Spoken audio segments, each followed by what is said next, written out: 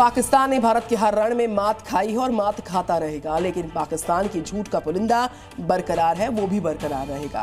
Pakistani navy ने दावा कर दिया कि उसने समुद्र में पनडुब्बी जहाज एयरक्राफ्ट तैनात किए थे, लेकिन पाकिस्तान के इस झूठ ने फजीहत उसकी फिर से करवा दी।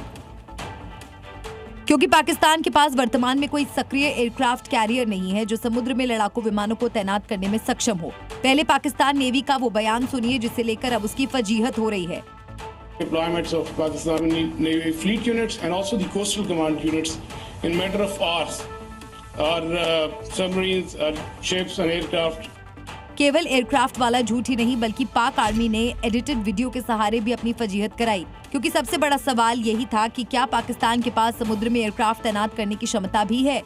भारत की सैन्य शक्तियों से हारा पाकिस्तान अब झूठ फैला रहा है, लेकिन ऑपरेशन सिंदूर के बाद पाकिस्तान न केवल सैन्य मोर्चे पर बल्कि डिजिटल युद्ध में भी हार रहा है।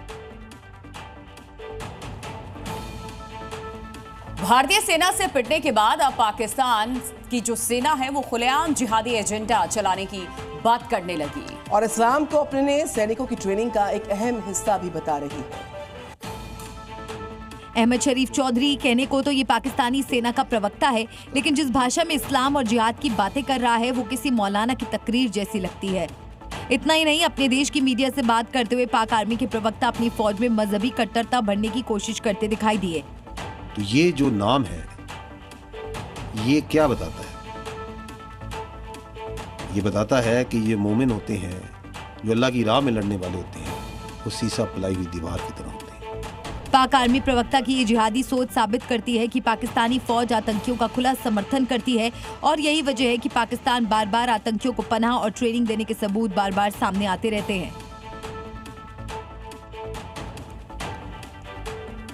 तो पाकिस्तान जो आतंकियों को पनाह देता है उसने दुनिया के सामने एक बड़ा कबूलनामा कर ही दिया। पाकिस्तानी सेना ने खुद प्रेस कॉन्फ्रेंस में यह माना है कि ग्लोबल आतंकी अब्दुल रऊफ पाकिस्तान का नागरिक है। दरअसल भारत के ऑपरेशन सिंदूर के बाद लश्कर के ट्रेनिंग कैंप पर हमले में कई आतंकी मारे गए थे।